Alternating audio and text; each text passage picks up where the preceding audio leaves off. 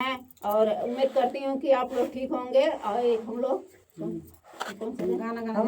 हवन गीत सुनाने जा रहे हैं। गाना कैसा लगेगा लाइक करिएगा, सब्सक्राइब करिएगा, कमेंट में जरूर बताइएगा गाना कैसा लगा। नए होंगे तो शेयर सब्सक्राइब जरूर करिएगा, फुल आवाज के साथ सुनिएगा। धन्यवाद। गौरा बैठना शिव के बगलिया हमिया कराओ। गौरा बैठना शिव के बगलिया हमिया कराओ। गौरा बैठना शिव के बगलिया हमिया कराओ।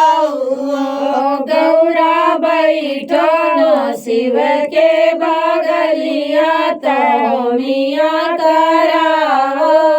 उनके गले में शंख के माला देखत डेरी लागेला हो।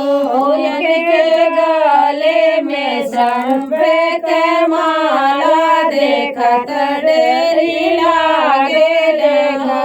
उनके गले में राम के माला देखत डेरे लागेला हो। उनके गले में शंख के माला देखत डेरी लागेला हो। लक्ष्मी बैठना लक्ष्मी बैठना विष्णु के बगलिया हमिया कराओ। लक्ष्मी बैठना विष्णु के बगलिया हमिया कराओ। लक्ष्मी बैठना विष्णु के बगलिया हमिया कराओ। लक्ष्मी बैठना विष्णु के बगलिया हमिया कराओ। उनके हाथ में चक्र सुदर्शन देखत डर लागेला हो। उनके हाथ में चक्र सुदर्शन देखत डेरी लागेला हो। उनके हाथ में चक्र सुदर्शन देखत डर लागेला हो।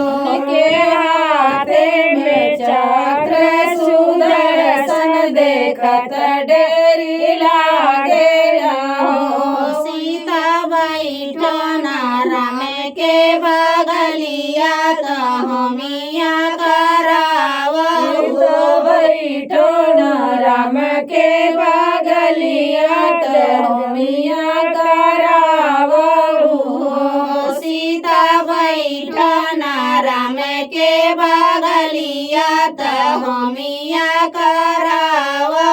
सीता बैठना राम के बगलिया हमिया कराओ। उनके हाथे में चक्र धनुहिया देखत डर लागेला हो। उनके हाथों में चक्र धनुहिया देखत डेरी लागेला हो। उनके हाथे में चलिया धनुहिया देखत डर लागेला हो। उनके हाथों में चिड़िया धनुहिया देखत डेरी लागेला हो। राधा बैठना कृष्ण के बगलिया हमिया कराओ। राधा बैठना कृष्ण के बगलिया हमिया कराओ। राधा बैठना कृष्ण के बगलिया हमिया कराओ। राधा बैठना कृष्ण के बगलिया हमिया कराओ। उनके हाथे में बांस के बांसुरिया देखत निक लागेला हो। उनके हाथे में बांस के बांसुरिया देखत निक लागेला हो।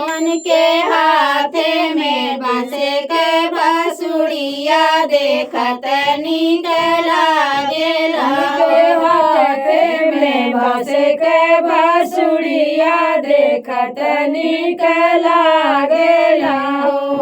रिद्धि सिद्धि बैठना गणपति के बगलिया त होमिया करावहु हो। रिद्धि सिद्धि बैठन गणपति के बगलिया त होमिया करावहु हो।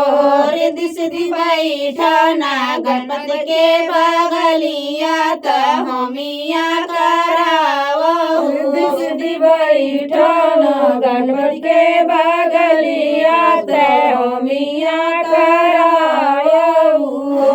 उनके हाथे में मोदक के लड्डू देखत डेरी लागेला हो। उनके हाथ में मोदक के लड्डू देखत नीक लागेला हो।